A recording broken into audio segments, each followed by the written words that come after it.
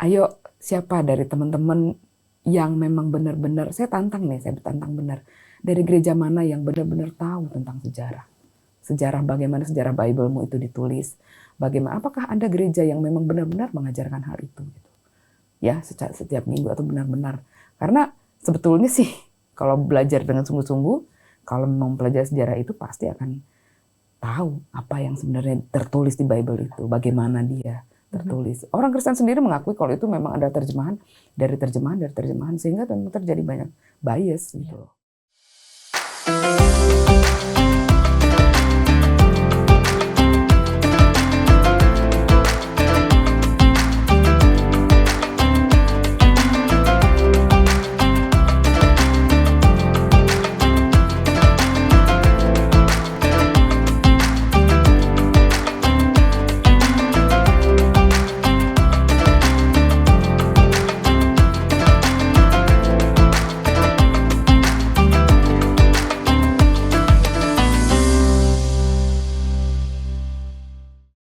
Bismillahirrahmanirrahim. Alhamdulillahirrabbilalamin. Allahumma sholli ala Sayyidina Muhammad wa ala ali Sayyidina Muhammad.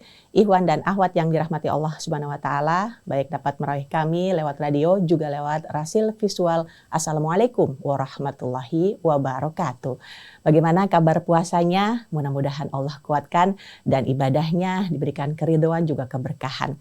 Dan Ramadan bersama Tokoh edisi kali ini kami menghadirkan salah satu mu'alaf yang Masya Allah luar biasa menginspirasi. Insya Allah kita akan gali bagaimana prosesnya, apa yang dihadapi dan bagaimana sekarang kondisinya. Saya akan sapa terlebih dahulu Ibu Francisca Monica. Assalamualaikum warahmatullahi wabarakatuh. Waalaikumsalam, Mbak Diana. Saya mohon izin memanggil Ibu Siska. Boleh, silakan. Alhamdulillah. Bagaimana perjalanannya dari dari rumah ke sini, Masya Allah. Alhamdulillah. Ya. Alhamdulillah. Lagi puasa mungkin ya, jadi orang-orang masih ya belum macet. Iya, alhamdulillah. Masih lowong. Lowong jalannya, benar. Ini merupakan puasa yang keberapa? Tahun keberapa? Tahun keberapa ya berarti ya? 2015. 2015. Sekarang 2008 berarti ya, yang ke-8 ya berarti ya? 2023 ke-8 ya berarti ya? Jadi sejak memeluk agama Islam langsung berpuasa. Alhamdulillah waktu itu langsung bisa puasa sih. Cuma memang waktu kalau yang pertama itu seru ya. Seru karena kan belum ketahuan. Dan di situ benar-benar baru sendirian banget. Masih benar-benar sendirian artinya yang tahu saya muslim juga waktu itu belum ada. Belum ada yang tahu. Saya baru benar-benar sendirian yang tahu. Apa sendiri aja sih. Jadi saya bulan Februari kalau nggak salah tuh waktu itu sekitar bulan Juli apa Agustus gitu mulai puasa. Kita puasa ya. Nah di situ jadi saya hijrahnya itu saya mengucapkan kalimat syahadat itu bulan Februari. Di situ saya masih belajar sendiri ya YouTube juga ya. Sholatnya sendiri. Setelah mempelajari agama Islam itu selama 2 tahun. Gitu guru saya sendiri waktu itu masih kalau saya bilang aku pingin sholat gitu. Nah waktu itu dia masih ngomongnya gini. Udah baca dulu Bible kamu yang bener gitu, masih kayak gitu. Jadi sepertinya dia sendiri belum yakin kalau saya harusnya sudah bisa gitu. Jadi, nah di bulan puasa itulah yang pertama itu justru baru dia telepon karena kita udah nggak ketemu langsung. Jadi hanya by chat aja dia nanya, kamu masih percaya nggak Yesus Tuhan? Aku bilang enggak dong. Aku bilang, kalau gitu kamu udah bisa dong ngucapin kalimat syahadat. Udah lama. Aku bilang dari bulan Februari baru dia kaget. Nah, kamu gimana ini ngucapin kalimat syahadatnya di mana? Kok aku nggak tahu? Dia bilang gitu. Aku tahu. Ya, lanjutannya kan tahu kan? Ya, nah gitu. Naik motor. Ya itu kondisinya seperti itu gitu. Jadi itu yang puasa pertama dan waktu itu keluarga kan sebulan ya. Jadi prosesnya memang alhamdulillah waktu itu memang lucu sih. Setelah udah mulai ketahuan tuh kayaknya cepet gitu langsung pada tahu semuanya gitu. Langsung cepet. Jadi waktu itu saya memang cuma dalam hati tuh gini ngomong, gimana kalau misalnya ketahuan suatu saat ada orang lihat saya sedang sholat yang keluarga yang ini gitu. Terus saya cuma bilang, oh berarti itu Allah udah pengen saya orang-orang pada tahu. Saya cuma gitu aja.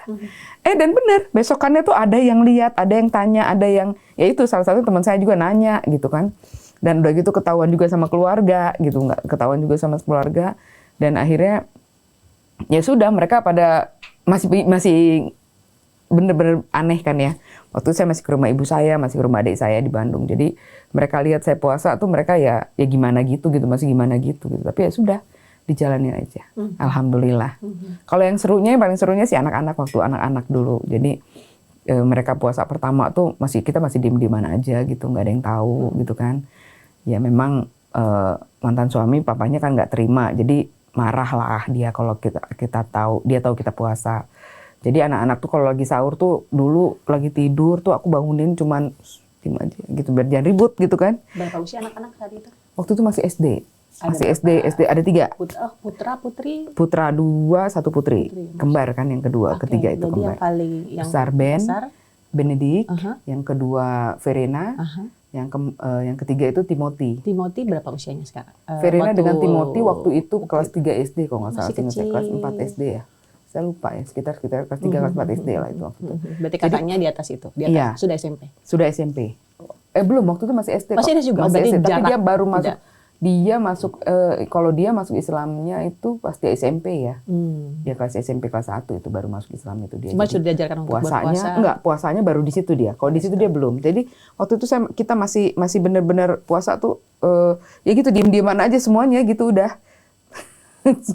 Aku suapin gitu kan, terus saya tuh tidur lagi nggak ini gitu. Diajarin pelan-pelan. Iya, begitu kondisinya. Iya, dan kita langsung lompat tadi. Saya bertanya perihal puasa, berarti sudah menjadi Islam walaupun memang seperti tadi kita agak riang saya menyebutkan karena sangat unik. Syahadatnya dilakukan di atas motor dalam perjalanan di mana sudah saling membuncah mungkin rasanya ingin nggak tahan. Saya ingin mengucapkan syahadat gitu mungkin yang dirasakan oleh Bu Siska.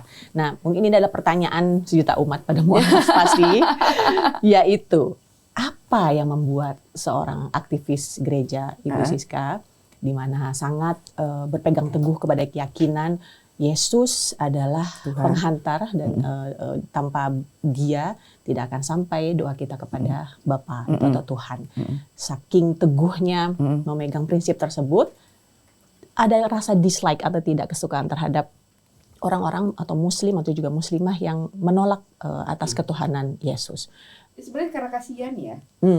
Justru karena kasihan sih sebenarnya sama Muslimah waktu itu sama yang ya pokoknya saya kasihan gitu kan, gimana ya, kalau misalnya kita memahami meyakini sesuatu, mengetahui sesuatu, terus kita tahu itu salah gitu kan, menurut kita salah ya, oke lah waktu itu berarti kita menurut kita salah. Sama dengan kita juga sekarang mungkin umat Islam melihat kasihan juga kan. Betul. Gitu kan. Jadi sebenarnya kita ini saling mengasihani sebenarnya. Apalagi kita bertemu dengan saudara yang beda keyakinan tapi mereka baik. Iya. Ada rasanya sayang banget ya. Betul. Gitu. Betul. Lu kasihan banget nggak gitu. Bisa masuk ke surga bareng-bareng. Gitu kan. Pasti karena itu, sebetulnya karena itu sejak saya kelas 6 SD sih. Saya kelas 6 SD itu mulai berarti ya? Ya artinya gini, sejak saya mulai kalau dalam bahasa orang Kristen tuh menerima Yesus. Nah, kalau udah saat menerima Yesus itu sebenarnya saat saya paham apa sih yang Yesus lakukan gitu kan. Itu pemahaman Kristen ya. Waktu kelas 6 SD itu saya ngelihat teman saya yang non muslim gitu. Saya ngelihat kasihan kamu nggak masuk surga gitu kan. Nah jadi itu terus, makanya itu saya pengen jadi guru sekolah minggu, makanya saya pengen, ya pokoknya aktif lah biasa di gereja gitu. Jadi sampai saya kuliah tuh juga seperti itu sebetulnya. Di masa itu saya pengen, dan kebetulan roommate saya masuk Islam, jadi rasanya gimana gitu ya, kamu kasihan banget sih gitu kan. Sama seperti saya tahu, makanya ketika saya masuk Islam, saya tahu pandangan mereka ngelihat saya tuh, saya tahu, saya ngerti. Kamu pasti ngira saya kasihan gitu, tapi ya enggak apa-apa, itu kan memang perjalanan setiap orang dan buat saya sekarang ya Mbak, dan waktu itu sebetulnya yang menjadi kenapa gitu saya menjadi akhirnya memilih untuk hijrah gitu kan. Semua itu yang kita lakukan dalam setiap kehidupan kita ini adalah harus ada dasar hukumnya kan ya. Apapun yang kita lakukan. Kebetulan mungkin pekerjaan saya memang di tempat yang memang penuh dengan dasar hukum gitu loh. Jadi apapun kita lakukan ya dasar hukumnya ini. Kenapa harus begini ya karena dasar hukumnya ini. Nah, begitu juga gitu dengan hidup kita sebetulnya. Iman kita itu kalau menurut saya ya memang harus ada dasar hukumnya. Harus jelas dasar hukumnya. Sekarang kalau misalnya dasar hukumnya tidak kita tahu ada banyak kesalahan di sana. Siapa yang tulis, bagaimana sejarahnya. Jadi gini Mbak, untuk mengetahui suatu hukum ya, itu aturan atau peraturan lah di negeri ini, kalau kita mau ngerti filosofinya kenapa aturan itu keluar, kita harus lihat waktu itu ini aturan ini keluar karena apa? Apa yang terjadi? Latar belakangnya apa? Sejarahnya apa? Nanti dari situ kita mengerti itu. Berarti hukum ini sebetulnya arahnya kemana? Si pembuat hukum itu maksudnya apa gitu. Nah, oke, saya memang bukan sarjana hukum, saya tidak berlatar pendidikan itu, tapi pekerjaan saya menuntut saya untuk mengerti masalah hukum gitu. Jadi apapun juga Anda bisa membela diri Anda ketika Anda punya bukti hitam di atas putih, itu menjadi dasar hukum gitu. Apapun juga ketika Anda ada saksi, itu bisa menjadi penolong Anda ketika itu saksi yang benar. Tapi kalau justru sebaliknya, kalau misalnya dia justru saksinya yang akan menjatuhkan Anda, kan itu kan. Jadi artinya dasar hukum itu sebetulnya berat banget gitu kalau menurut saya ya. Itu apalagi kita ini bicara soal iman. Kita beriman yang mana ini akan berlaku untuk selama-lamanya, bukan hanya sampai kita meninggal loh. Justru berlaku mutlak itu setelah kita berpulang nanti kan. Iya kan? Ketika berpulang dan itu berlaku untuk selama-lamanya, apakah Anda tidak akan berpikir untuk mempersiapkan yang terbaik? Pasti semuanya mempersiapkan yang terbaik. Tapi pengen tahu yang mana yang benar, mana yang salah nih gitu loh. Nah, jadi itu yang membuat saya ya tidak bisa berlanjut di situ karena dasar hukumnya, mohon maaf untuk saudara-saudara saya yang non-muslim, yang masih Kristen, ya ayo silakan mempelajari Bible-nya dengan sungguh-sungguh, dibaca yang benar gitu. Dibaca yang benar, pelajari sejarahnya dengan sungguh-sungguh. Bagaimana terjadinya? Bagaimana sejarah penulisannya? Kenapa bisa terjadi seperti itu? Saya mungkin tidak bisa di sini mengungkapkan bagaimana sejarah secara jelasnya ya, karena yang punya ilmu itu udah banyak, yang lain di YouTube juga udah banyak yang bisa menjelaskan hal itu. Bagaimana sejarah yang paling sampai saat ini yang paling tokoh yang paling saya kagumi ya Menahem Ali ya, Dr. Menahem Ali sama Dr. Bapak Kainama ya. Itu mungkin mereka yang banyak bicara di YouTube atau di ini, mungkin teman-teman bisa lihat, bisa dengar dari mereka lebih jelasnya karena itu memang mereka sesuai dengan pendidikan mereka. Kalau saya mungkin enggak, tapi saya meyakini hal itu karena waktu itu yang teman saya ajarin memang secara analisa. Analisanya seperti apa? Kalau tulisannya seperti ini, karena memang kalau dia sih emang sarjana hukum kalau dia. Jadi secara ininya mungkin dasar hukumnya kita membacanya dari analisa itu. Tapi saya menemukan ada bukti-bukti dokumen-dokumen sejarah yang diungkapkan oleh Dr. Menahem Ali dan itu benar gitu, berkaitan dengan itu gitu. Jadi itu sebabnya saya bilang saya hanya bisa bicara sama teman-teman saya, saudara saya, keluarga saya yang masih di dalam kekristenan, ya silakan mempelajari Bible-nya dengan sungguh-sungguh, bacalah yang benar gitu. Kalau lu emang benar-benar baca yang benar, insya Allah ketemu lah mana yang penjelasannya itu seperti apa gitu. Mungkin itu ya Mbak yang bisa saya jelaskan. Karena memang Islam, terutama orang-orang yang yakini secara sepenuhnya itu adalah orang-orang yang berpikir, yang membaca. Kita bisa milih untuk tenang-tenang saja. Ini mungkin bisa menjadi suatu trigger ya, salah satunya gitu ya, bikin orang Kristen marah. Jadi maksud lo gue kagak mikir gitu, nah gitu kan. Tapi faktanya di lapangan,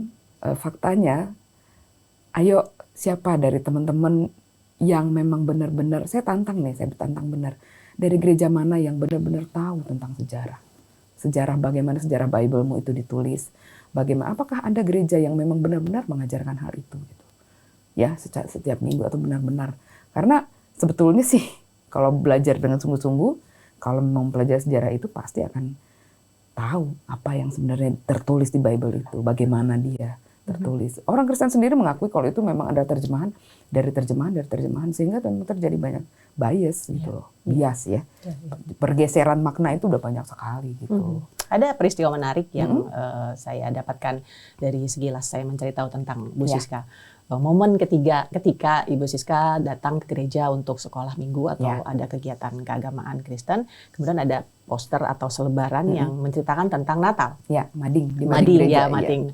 Jadi di situ saya memposisikan diri sebagai Ibu Siska ketika mengetahui ada informasi bahwa Natal itu bukan sesuatu yang perintah yang memang diharuskan dikerjakan atau diwajibkan dirayakan oleh umat Kristen. Tapi Tapi ya kayak gitu, imanin juga intinya gitulah. Tapi imani aja deh gitu. Imani bahwa itu adalah hari kelahiran Kristus. Iya, padahal sudah jelas-jelas itu merupakan sejarah Dewa Matahari kalau tidak salah ya. ya. Betul. Nah, lucunya adalah yang dari sekian banyak orang yang melewati, saya berpikir gitu ya, Allah itu dengan segala kehendaknya, pasti yang membaca di mading itu bukan cuma Bu Siska. Ya. Masih banyak anak-anak, semua jamaat gitu masih membaca. Tapi yang berpikir kembali lagi gitu ya, mungkin hidayah sudah dipersiapkan, kemudian hidayah juga kan harus diambil, ditangkap dan kemudian diputuskan untuk saya akan memutuskan untuk berislam lagi misalnya, berislam misalnya. Nah, bagaimana itu menjadi trigger bahwa semakin kuat Bu Siska meyakini memang ini banyak. Karena saya waktu itu sudah belajar selama 2 tahun, Mbak. Berarti itu sudah belajar, bukan momentum ya? Bukan momentum, bukan sesuatu yang membuat jadinya oh iya ini nih gitu. Tapi enggak, itu hanya meyakinkan, semakin meyakinkan gitu bahwa. Jadi saya sudah belajar dulu sebelumnya bahwa sejarah perbandingan agama-agama di dunia itu seperti apa, gitu kan. Nah terus udah gitu Natal itu emang perayaan yang kayak gimana gitu ya, sebetulnya sejarahnya apa gitu kan. Nah terus bahwa sebetulnya kesimpulannya itu dari yang saya pelajari selama 2 tahun itu bahwa ya berarti sama aja dong dengan paganisme gitu ya. Waktu itu saya mikirnya begitu kesimpulannya, tapi ketika ada pernyataan seperti itu di mading gereja, ditempel di gereja ya kan. Ya, di gereja loh ditempel di gereja, artinya itu pengakuan dari mereka gitu kan. Artinya saya sudah tinggal oh ya berarti benar gitu kan. Nah, ini yang tadi saya katakan itu tadi bahwa ayo silakan belajar sejarahnya. Ayo jangan hanya terima iya aja. Jangan hanya mau mendengar bahwa Yesus adalah Tuhan dan ketika Anda percaya bahwa Yesus mati di kayu salib maka pasti dosamu diampuni. Jangan hanya mau sampai di situ. Sama dengan yang seperti sebelumnya sudah pernah saya katakan bahwa ketika Mbak Diana mungkin pernah diberikan ini Mbak bakal dapat 1 miliar. Mbak yang penting Mbak tinggal tanda tangan, Mbak duduk manis aja. Ilustrasinya itunya itu ya. Silakan. Kira-kira Mbak bakal nanya nggak? Ini siapa yang ngadain ya? Pertama itu kan siapa yang ngadain. Kemudian pasti Mbak mencari tahu kebenarannya, benar nggak gitu. Iya, bukan masalah tanda tangan doang. Kalau soal tanda tangan gue gampang tanda tangan, tapi kan masalahnya kebenarannya. Terus gue duduk manis diam nungguin bertahun-tahun gitu. Tapi ternyata tidak kunjung datang si 1 miliar. Nah gitu loh maksudnya. Jadi pasti kan harusnya seperti itu. Ya ayo makanya jadi saya mengajak pinginnya sih saudara-saudara saya tuh melihat gitu. Ayo lihat dulu yang benar. Kita nggak ada pemaksaan kok. Dalam Islam tuh tidak ada pemaksaan, tidak boleh. Tapi silakan dipelajari yang betul gitu. Jadi jangan sampai Anda membuang masa depan Anda selama-lamanya hanya karena janji yang manis gitu. Jangan sampai janji itu terlalu manis sehingga ya memang sih benar semua juga kalau dijanjiin yang ini yang manis-manis semua mau ya gitu. Nah tapi ya ayo dipikirin lagi lah yang benar nggak itu janjinya gitu. Ya pernyataan di dalam surat Al-Baqarah yang menyatakan bahwa tidak ada paksaan dalam agama Islam itu juga memang salah satu ayat yang saya yakini bahwa Islam bukan agama teror, bukan agama yang keras memaksakan orang lain untuk kamu harus meyakini gitu. Tapi ini memang rahmatan lil alamin lewat kehadiran Rasulullah. Gitu. Masya Allah. Jadi kemudian saya berpikir tadi sudah disebutkan di awal bahwa ada 3 putra dan putri yang diamanahkan Allah kepada Bu Siska. Cara atau metode yang diterapkan kepada Bu Siska untuk menghasilkan anak-anak yang mungkin ada gegar agama di sini, ada kebiasaan ketika mereka sebelumnya di agama sebelumnya bertandang ke gereja, kemudian ada di Islam itu di agama Islam kita ini kan banyak aturan-aturan, ya kan, yang harus yang buat anak kecil mungkin untuk anak-anak saya misalnya. Kenapa mami harus sholat? Kenapa harus puasa? Itu kan itu untuk yang muslim. Apalagi yang awalnya tidak mengerjakan itu sudah ada, terus tiba-tiba apa ini? Dan mereka ternyata masih belia, bukan anak-anak muda yang sudah mau berpikir gitu ya. Maksudnya yang mau mempelajari gitu. Jadi alhamdulillah Mbak, kita itu adalah muslim. Muslim itu menggunakan akal pikirannya dan segala sesuatu itu bisa dijelaskan dengan clear, dengan ilmu pengetahuan. Jadi yang sangat menarik adalah anak-anak ini masuk Islam dengan keinginan mereka sendiri. Setelah ada penjelasan, gitu. Jadi Jadi memang mereka bertanya, Mama kenapa masuk Islam? Ya saya jelaskan alasannya, karena Bible begini menunjukkan begini. Kemudian pada kenyataannya kamu lihat kita begini gitu ya. Perbandingan langsung. Jadi dia yang mudah aja gitu, yang mudah aja ya masalah makan babi ya. Iya. Itu kan sehari-hari. It's very easy ya. Gitu. Kenapa kita makan babi? Tegas dilarang di Bible. Di sini ada bagian yang melarang. Memang betul ada di bagian sini yang tidak melarang. Tapi ini kan artinya kamu bisa lihat bahwa ini ada pertentangan di dalamnya. Itu yang bikin mama. Nah, mereka tuh lucu loh. Mereka tuh, kita ngelihatnya anak kecil ya, masih SD waktu itu. Tapi mereka tuh waktu itu mereka menunggu penjelasan dari pihak sana loh. Mereka menunggu, mereka mencari sendiri. Waktu itu saya masih suka jalan-jalan ke toko buku Kristen sebelum anak-anak semua mereka tahu bahwa sudah ya. Tapi saya masih menemani mereka, saya belum berhijab. Saya masih menemani mereka membeli keperluan toko buku Kristen. Itu, anak saya itu yang perempuan, itu masih SD itu. Ada tulisan gini, perbandingan antara agama gitu, atau perbandingan agama Kristen dan ini gitu, atau apa. Itu dia ambil itu buku, Mama baca ini. Which means, dia masih berharap mamanya, yang benar mah, baca dulu gitu. Yang benar gitu, baca dulu. Ya.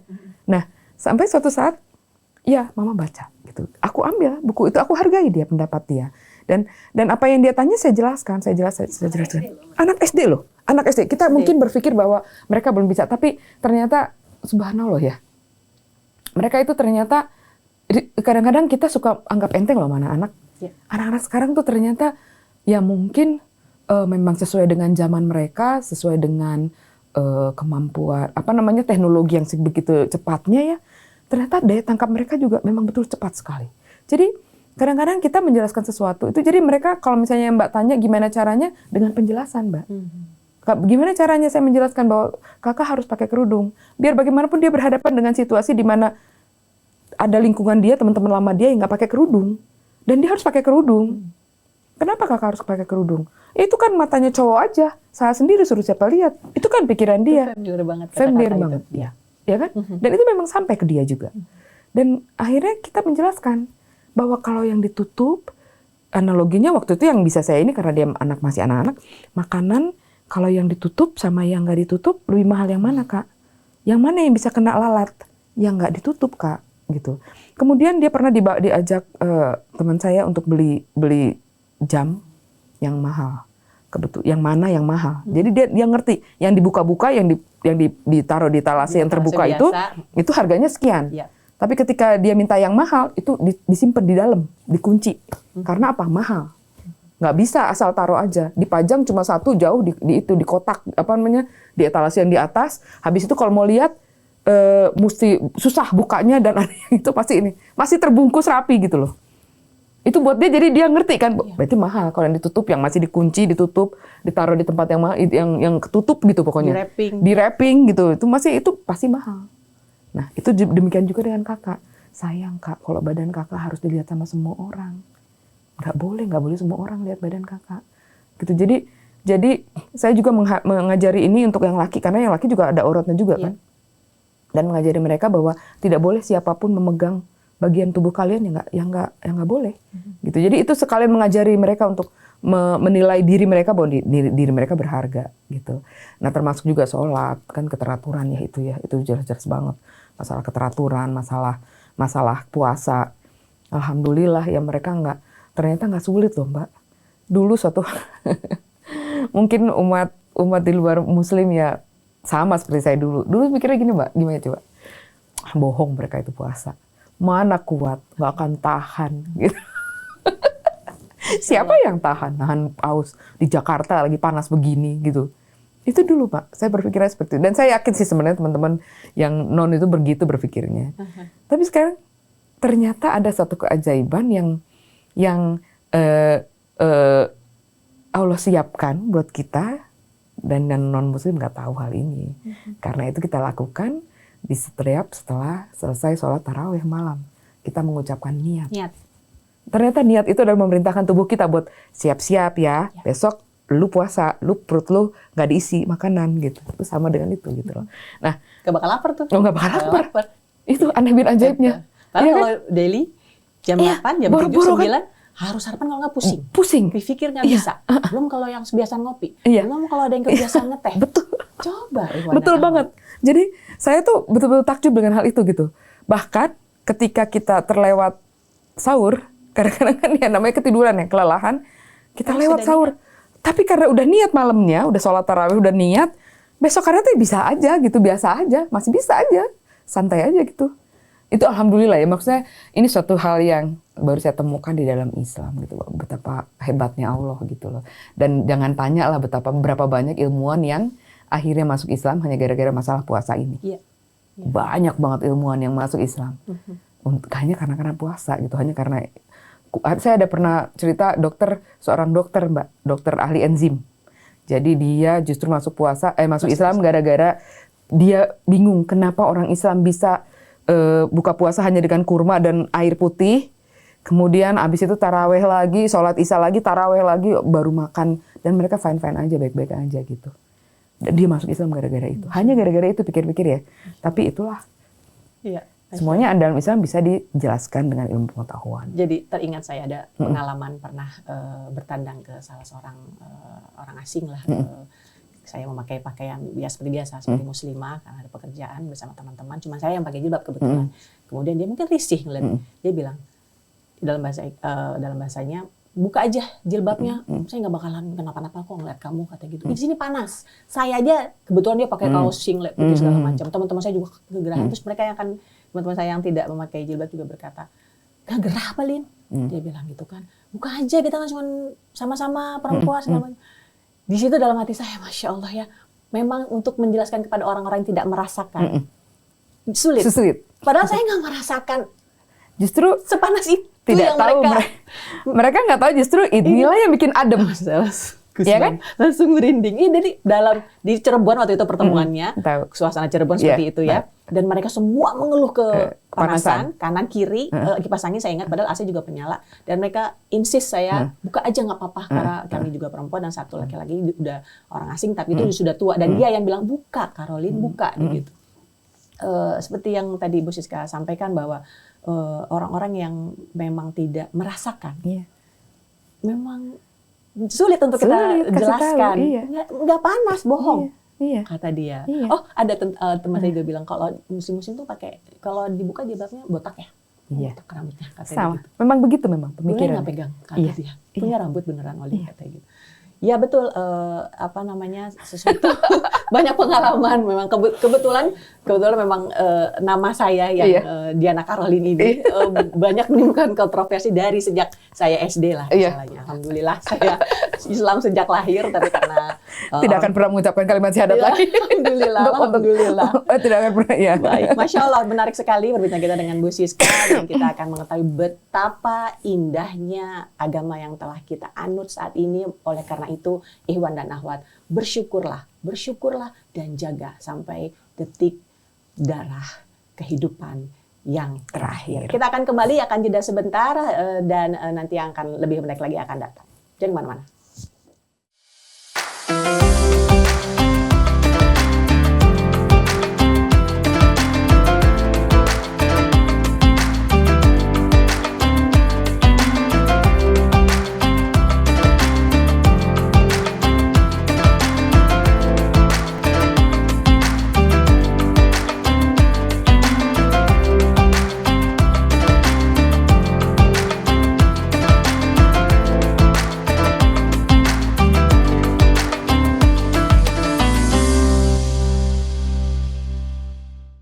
Ramadan bersama tokoh kembali dan edisi saat ini saya bersama mu'alaf kita, saudari kita Ibu Francisca Monica atau Ibu Siska. Telah banyak tadi yang kita gali, menarik sekali karena memang sangat mudah untuk diajak bicara.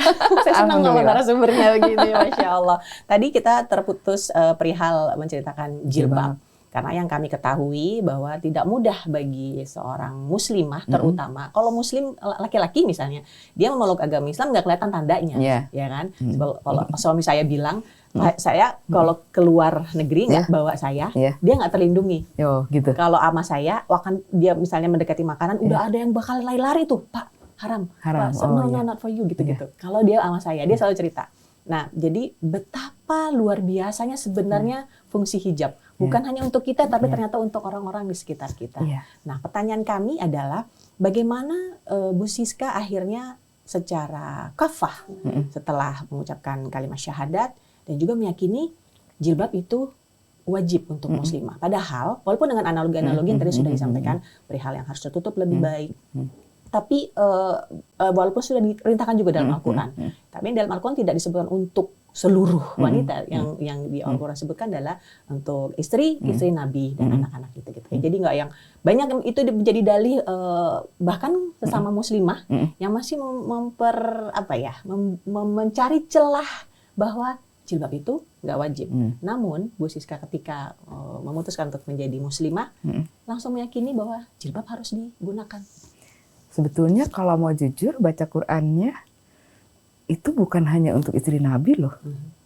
Itu benar-benar untuk semua perempuan muslimah gitu. Jadi semua yang beriman. Kalau ayatnya kalau mau dibaca, yang beriman sampai yang betul. Iya, semua yang beriman loh, bukan hanya ini. Makanya cuma justru dipotong titik sampai justru saya bingung dengan Mbak yang satu itu gitu, yang terkenal itu, yang sangat terkenal yang itu justru kita sebutkan namanya, tapi dia sangat luar biasa di kemana-mana. Iya. Justru karena sumbernya beliau itu justru yang sangat berilmu gitu. Saya nggak ngerti bagaimana cara berpikir beliau. Tapi yang pasti kalau kita mau baca Quran, it's very clear. Jelas banget sebetulnya, mudah. Nggak sulit untuk memahami yang ayat yang satu itu justru. Quran memang bahasanya sangat tinggi, keren banget. Paling memang nanti yang itu berikutnya ya, bahasan berikutnya. Tapi yang ini, jadi artinya gini, perintah menggunakan hijab itu untuk perempuan muslimah sebenarnya adalah suatu kewajiban. Dan setelah saya membaca itu, ya terus terang, namanya sedang bersemangat ya saya dan saya tahu bahwa itu untuk menjaga diri saya, untuk menjaga kehormatan saya. Jujur waktu itu saya malu banget, Mbak. Ketika saya sadar bahwa ya ampun selama ini saya pakaiannya kayak apa gitu loh. Boleh tahu berapa lama jeda dari mengucapkan kalimat syahadat secara bukan di atas motor ya, tapi yang benar-benar. Itu saya puasa itu sejak teman saya tahu, saya udah mulai pada tahu, udah pengen pakai. Jadi setahun kan? Nggak ada setahun kok. Langsung pakai jilbab akhirnya. Pakai dan di luar panjang juga gitu. Karena saya menyadari bahwa ternyata itu untuk melindungi saya dan saya malu banget gitu. Ternyata ya ampun pakaian saya selama ini gitu. Iya, saya tuh iya gitu deh pokoknya. Paham. Iya kurang seksi apa ya sebenarnya kalau inget pakaian dulu ya malu lah, pokoknya saya malu kalau inget. Kalau sekarang inget itu saya pikir betapa memalukannya sebetulnya gitu jadinya gitu. Betapa mahalnya gitu seorang muslimah itu sebetulnya ketika dia berpakaian yang sangat sopan, rapi, tertutup, tidak kelihatan bentuk badannya gitu. Intinya adalah tidak kelihatan bentuk badan. Jadi saudara-saudara kita yang masih banyak juga ya yang mohon maaf masih kurang gitu cara pemahamannya. Yang penting pakai jilbab dan tapi masih pengen model. Akhirnya ya kelihatan lah sana sini, masih kelihatan sana sini, itu nggak baik. Itu bukan itu tujuannya. Pakai jilbab itu memang menutup, jadi menutup bentuk tubuh. Jadi lu terserah kalau mau pakai model kayak gimana monggo, yang penting ketutup bentuknya. Lekuknya. Nah, bentuknya dan lekuknya itu tidak terlihat. Silakan mau model apa, boleh. Tapi lekuknya dan itunya tertutup gitu, tidak terlihat gitu. Bisa kok, banyak kok ternyata model pakaian yang masih kelihatan cantik, kelihatan muda. Kelihatan estetik, cantik gitu ya. Terus dari itu malah anggun banget gitu. Anggun banget malah sebetulnya gitu. Jadi ya saya sih karena itu pemahaman itu justru ketika kembali lagi Mbak, pemahamannya itu. Jadi kita memang harus belajar. Ketika sudah bisa dijelaskan secara ilmiah, pasti kita akan mau melakukannya dengan baik. Ya kan? Seperti puasa juga gitu. Kenapa? Karena itu buat kesehatan kamu. Kenapa pakai jilbab? Karena itu buat melindungi kamu. Kenapa harus ngikut sama suaminya? Kenapa harus taat sama suaminya? Karena dia yang berjanji waktu nikah, saya terima nikahnya dan kawinnya. Artinya apa? Itu semua pengajaran itu semua pindah dari kewajiban si papahnya, ayahnya, mahromnya atau abangnya, itu pindah ke suaminya semuanya. Semua kewajibannya termasuk ngajarin. Ya makanya lu harus turut dong, harus ngikut dong gitu kan. Bahkan semua kesalahan kamu tuh dia nanti yang tanggung jawab. Karena dia yang akan ditanya sama Allah nanti. Kenapa istri kamu kayak gitu? Kenapa kamu nggak ajarin? Kan gitu kan? Nah, jadi maksudnya semua ada penjelasan ya. Ya itu yang memang saya sangat kagum dalam Islam itu. Makanya saya bilang, saya ketika masuk Islam itu saya kayak dibukain satu perpustakaan yang besar sekali. Saya pengen baca semuanya dari awal sampai akhir. Aturannya tuh Saya hanya bisa mungkin teman-teman bisa rasain apa maksud saya ya. Saya hanya bisa menarik nafas panjang karena begitu kagumnya dan kerennya gitu. Overwhelming. Iya, overwhelming. Bahasa Inggrisnya. Bahasa Inggris kalau di Indonesia kan apa overwhelming? Terlalu sangat kagum ya. Iya, sangat kagum gitu. Sangat bahagia lah sebetulnya. Makanya ya kalau misalnya ada saudara-saudara kita Muslim yang masih ya puasanya begitu modelnya, kemudian pakai jilbabnya begitu, itu cuma karena kurang jalan-jalan aja dia. Kurang paham. Kalau dia paham pasti dia nggak akan kayak gitu. Itu hanya kurang paham aja gitu udah. Sebenarnya jadi akhirnya situasinya sama untuk para saudara-saudara kita yang sesama muslim atau muslimah, tapi tidak secara kafah menjalankan perintah-perintah Allah atau sunnah-sunnah yang telah dicontohkan oleh kesayangan kita Nabi Muhammad SAW. Seperti juga saudara-saudara kita yang non muslim, karena mereka memilih untuk tidak membaca, udah dari sejak lahir, tidak mau berdiskusi mungkin, tidak mau mencari tahu, akhirnya jadi walaupun ini muslim dan non muslim, jadi akhirnya posisinya sama kan, tidak mau belajar, sehingga terjadi gap di sini antara hubungan dia sebagai manusia dengan dan itu kerugian yang Allah bilang di Quran. Allah berulang kali bilang, kamu akan rugi kamunya. Ya sekarang terserah.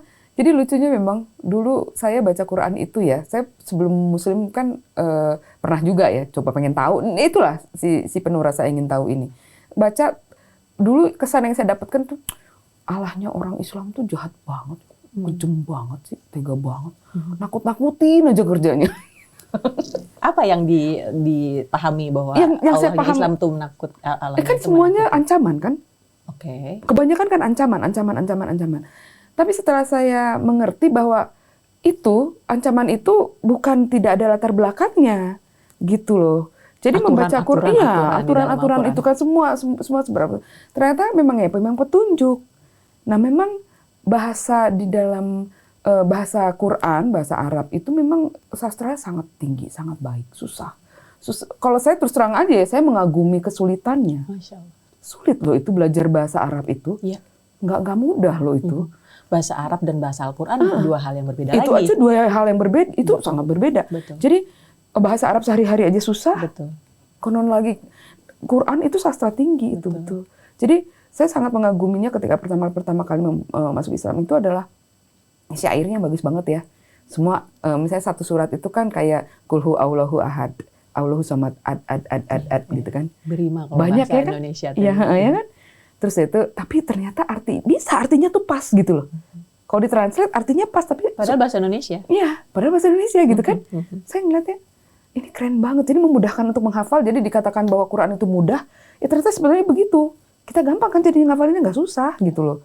Nah, tinggal kembali lagi masalahnya ya itu tadi, niat itu tadi ya, kita memang pemahamannya seperti apa. Tahu nggak bahwa kalau kamu nggak baca Quran itu malah yang susah tuh kamu sendiri gitu. Ya kalau kamu nggak ngerti, yang susah ya kamu sendiri. Kalau kamu mencari, itu kamu pasti dapetin jawabannya. Allah tuh maha baik, Allah tuh maha lembut. Ada di sini kok deket kita, di urat nadi kita yang terdekat gitu loh.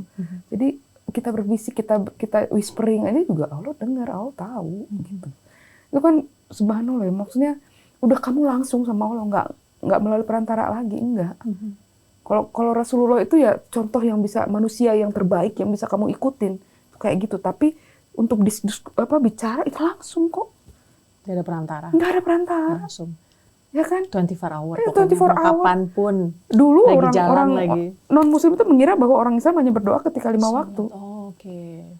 Dikiranya gitu aja gitu. Saya dulu malah sebel banget kalau udah haid.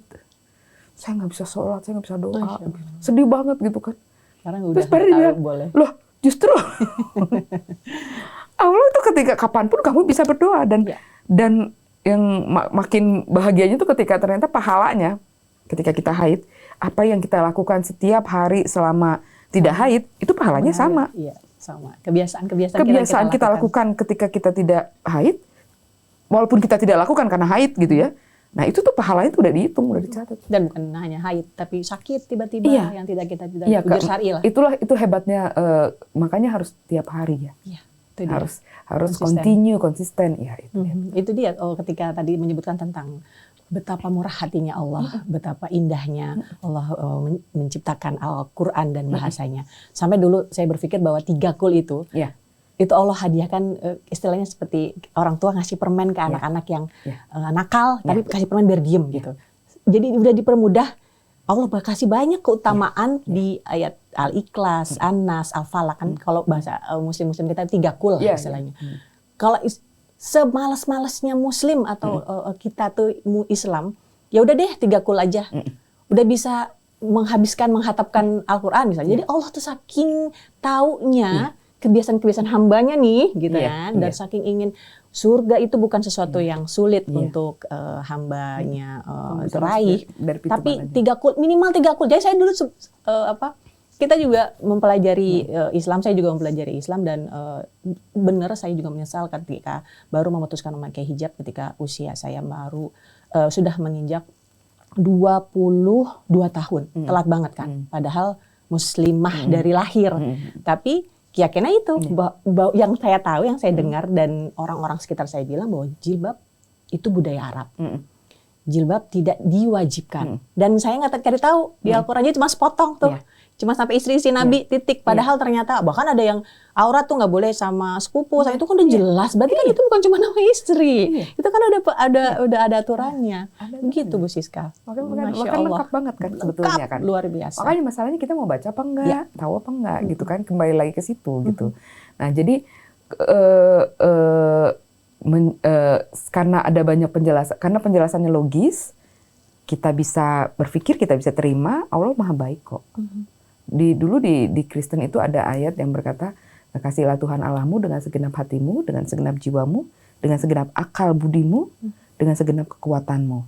Itu tuh hukum yang terutama tuh buat mereka tuh. Yesus mengajarkan hal itu, ya. Jadi Allah memberikan kita akal pikiran dan memang betul sempurna. Sempurna kok akal kita itu. Dulu saya dibilang mama saya tuh gini, nggak kesampaian lah kepikiran kita, susah banget itu kayak begitu, aturan banyak banget gini-gini. Ternyata ya benar aturan banyak, tapi ternyata nggak mesti semuanya kamu lakukan baru kamu masuk surga. Yang satu aja, seorang ibu aja, dia dengan melahirkan dan menyusui aja dia bisa masuk dari pintu surga yang manapun juga. Itu jihad, itu pahala jihad, ya kan? Kayak kita juga, ya yang wajib ada yang wajib itu memang sholat 5 waktu, puasa ya itu memang wajib. Tapi di samping itu kalau kamu mau tambahan, kamu mau lebih baik lagi, ada pahala sholat ini, sholat itu, ada puasa, ada apa. Berbuat baik, tersenyum. Sedekah, tersenyum saja udah sedekah. Ya kan? Ya kan? Itu makanya jadi sebetulnya nggak ada alasan sih harusnya gitu loh. Nggak ada alasan untuk bilang bahwa kita nggak akan masuk surga gitu. Dan bilang bahwa agama Islam itu sulit. Dan Sulit. banyak aturan, mengekang. Bahkan banyak yang bilang bahwa kalau nggak mampu, kalau mau ngejalanin semua yang Allah perintahkan gitu. Padahal ya itu setan yang mulai membisikkan. Iya, kalau saya dulu nggak ngerti, saya kira itu harus semuanya, makanya saya pikir susah banget ya gitu. Lu nggak akan pernah sempurna. Jadi saya dulu waktu masih non Muslim itu selalu berpikir bahwa nggak mungkin, dan itu orang-orang Kristen semua berpikir begitu, bahwa kamu nggak akan pernah mungkin sempurna, kamu nggak akan bisa masuk ke surga. Itu sebabnya perlu Yesus yang turun gitu, perlu Allah yang sendiri yang turun untuk menjemput kamu, karena kamu nggak akan pernah, ibadah kamu tuh nggak akan pernah ini sempurna, semuanya tuh merah seperti merah seperti saya udah lupa dayanya, kain kesumba atau apa gitu pokoknya. Jadi ada ayatnya pokoknya itu dosamu tuh udah keterlaluan banget. Mau kamu mau berbuat baik kayak apa juga udah kamu nggak akan mungkin bisa masuk surga. Cuman kasih sayang Allah aja yang bisa, yaitu dengan mengirimkan Yesus. Begitu keutamaan Yesus di dalam yang diajarkan oleh Kristen. Padahal di Bible sendiri dikatakan bahwa janganlah seorang ayah menanggung dosa anaknya, janganlah seorang anak menanggung dosa ayahnya. Artinya apa? Tidak ada manusia yang bisa menanggung dosamu. Siapapun nggak ada yang bisa manusia menanggung dosamu. Semua harus ditanggung sendiri-sendiri. Gitu. Jadi itu sebetulnya pertentangannya jadi banyak kontradiktif di dalam Bible. Sebetulnya isinya. Kalau mau baca dengan benar, itu kontradiktif semuanya, banyak kontradiktifnya. Memang karena yang menyusun konon kabarnya itu memang kalau pausnya ganti, kemudian Bible. Enggak begitu. Bible sudah lama. Cuman maksudnya itu memang sampai hari ini sih mereka sendiri masih banyak perdebatan di antara mereka gitu ya. Tapi yang pasti terjemahan-terjemahannya yang menjadi yang utama, sebenarnya Bible itu Septuaginta atau atau yang Apa mana tuh? itu apa ya, Bible tertua lah itu. Sumbernya yang utama tuh mana gitu ya. Apa tadi namanya? Septuaginta. Apa Septuaginta atau mana yang menjadi dasar utama itu juga merupakan terjemahan sebenarnya gitu. Nah, jadi yang utamanya mana? Torah itu yang mana? Aslinya gitu, yang punyanya Yahudi sendiri. Yahudi sendiri tidak punya pemahaman bahwa Yesus adalah Tuhan. Mempelajari Yahudi juga ya? Iya kan, jadi ya artinya kalau kita mempelajari sebenarnya secara jujur ya banyak sekali yang aneh gitu di situ gitu. Makanya jadi kembali lagi lah dibaca dulu yang benar gitu. Iqra bener. Iqra. Emang hebat Allah tuh. Perintahkan Allah tuh hebat banget. Iqra bener. Iqra sampai kita nggak bisa membaca, ngelihat. Bahkan kalau cuma mendengar pun Iqra. Suruh dengarkan Al-Quran, suruh mendengarkan tausiah, Iqra, belajar. Sampai akhirnya malaikat yang menuntun gitu. Saya man ana birobika ya. Jadi saya tidak bisa baca. Tidak bisa baca. Dituntun loh untuk membaca. Makanya kalau secara harfiah diartikan Iqra, kan berarti cuma baca, enggak gitu, bukan secara cuma baca. Kayak ngajarin yang suka ngeyel. Yang suka ngeyel. Gemes ya. Ya itu jadi Iqra ya belajar, berpikir menggunakan akal yang Allah hadiahi. Masih banyak banget sepertinya yang kita harus bahas. Belum lagi tadi saya mau nyenggol perihal tentang kehidupan rumah tangga seorang muslimah intinya. Tapi ternyata waktu kita sudah terbatas. Mudah-mudahan nanti ada waktu dan usia panjang untuk Bu Siska mampir lagi ke studio Rasil. Sebelum benar-benar menutup, kiranya ada hal yang ingin disampaikan kepada pendengar dan pemirsa Rasil. Sebenarnya tadi udah disampaikan, Mbak. Pesan-pesan. Semuanya tadi ya, kalau pemirsa Radio Rasil sih berarti muslim dan muslimah ya.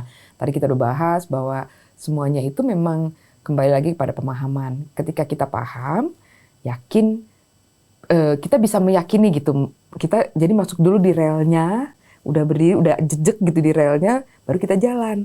Nah, relnya ini adalah pemahaman itu tadi. Ketika kita nggak paham, kita gimana? Kita mau menaati sesuatu yang kita nggak mengerti, pasti menjalankannya dengan setengah hati. Tapi ketika kita mengerti, maka kita akan menjalaninya dengan sepenuh hati, karena kita tahu bahwa kita berjalan dengan Allah gitu ya, bahwa semua ini kita lakukan untuk Allah, bahwa saya nggak mencuri, saya nggak melakukan apapun yang Allah tidak suka itu karena apa? Karena tahu Allah lihat gitu, Allah ada dekat saya gitu. Nah, ketika kita sulit, ya kita nggak usah nangis juga, nggak usah nangis guling-guling, nggak ada gunanya juga. Karena apa? Ada Allah kok gitu kan. Jadi kembali lagi semuanya adalah pemahaman dan alhamdulillah ya, karena semua aturan itu datangnya dari Allah. Meskipun ditulis 1400 tahun yang lalu, saat ini ilmu pengetahuan yang membuktikan kebenaran Quran. Ilmu pengetahuan yang baru ada saat ini. Itu yang bisa membuktikan bahwa Quran benar.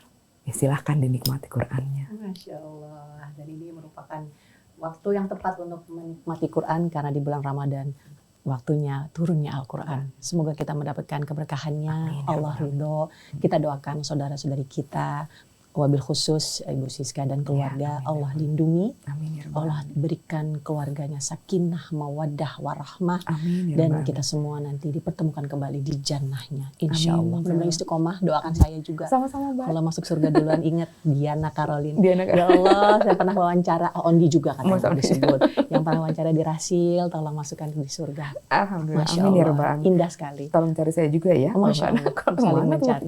Doa bidoa, saling mendoakan. Saling mendoakan. Baiklah Ikhwan dan Akhwat, Masya Allah luar biasa. Salah satu yang saya syukuri adalah bertemu dengan para saudara-saudari kita yang memeluk agama Islam karena belajar. Karena dari mereka lah kita diingatkan bahwa mereka yang mungkin berdarah-darah mengorbankan banyak hal, dimusuhi satu dunia istilahnya. Karena dunia kita kan pasti keluarga, lingkungan pekerjaan. Kita yang sudah Allah berikan keberuntungan dan kenikmatan dari lahir, marilah kita jaga dan kita sebarkan bahwa agama ini rahmatan lil alamin. Saya Caroline yang bertugas pada hari ini ditemani oleh Ondi. Mohon maaf apabila ada kata-kata yang tidak berkenan dan juga kami berharap kita diberikan usia lagi untuk dapat bersua di narasumber yang berbeda dan ilmu nanti akan lebih luas lagi. Subhanakallahumma wa bihamdika asyhadu an la ilaha anta astaghfiruka wa atubu ilaik. Wabillahi taufik wal hidayah. Wassalamualaikum warahmatullahi wabarakatuh.